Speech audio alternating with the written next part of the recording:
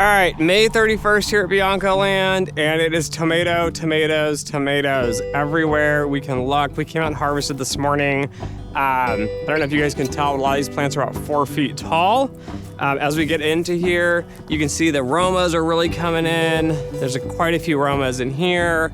If we get around, we have some heirloom variety of some sorts in here. There's a few of these. I'm hoping they get quite large, but we'll see.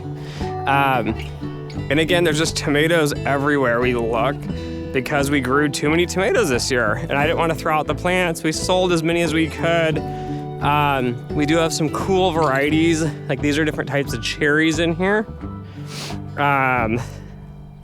This is another Roma plant. You can tell by the shape of the tomatoes because they have that kind of teardrop shape. We have some watermelon growing. Our potatoes, these are delayed, stunted potatoes are growing. I don't know if you guys know this, but our grapes, these are champignons. I don't know if you can see in here or not. We got lots of grapes coming in. This plant I don't think is really fruited too much, but we have awesome, again, tomatoes, strawberries down in here. There's a couple that are just eaten terribly. I need to put straw under them. That's why they're called strawberries. You need straw underneath so the slugs and stuff don't get them. Surprise, I didn't know that. And then we've got cucumbers coming in here. So all these yellow spots are potential cucumbers. I'm always looking because I just accidentally am like, oh wow, an 8-inch cucumber pops up. And we have blueberries coming in here. We harvested a lot of these today. Blackberries, of course. Again, more tomatoes just nestled in here, little tiny ones. And these are really cool. We've never grown these before. These are eggplants. That was a spider with a meal, ate some fly or something. We already harvested a few out. These are really long ones. They're more like a Japanese variety. This is my cucumbers. Again, the blackberries were just mismanaged. But of course, kids had missed all these ones. So maybe we'll pull a few of these off the vine here for the day. Take these inside to get eaten. And I'll tell you a secret on blackberries. Usually when they're black and dull, that's when they're ripe. When they're a little more shiny, they're not gonna be as sweet.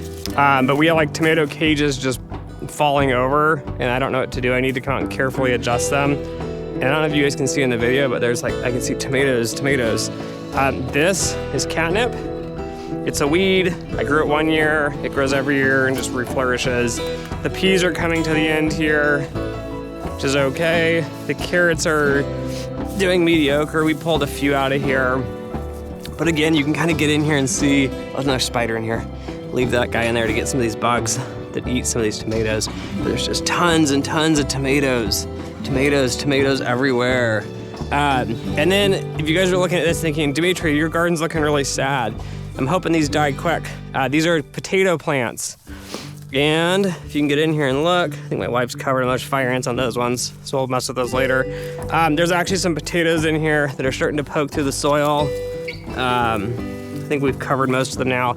But as soon as your potato plants die out and they look like this plant here, you can just start yanking plants and you gotta come through and dig out with by hand and get a lot of those out.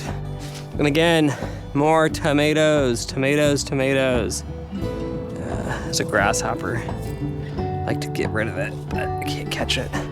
Yeah, so that's kind of the update here. We have a lot of tomatoes just growing, kind of nestled in here.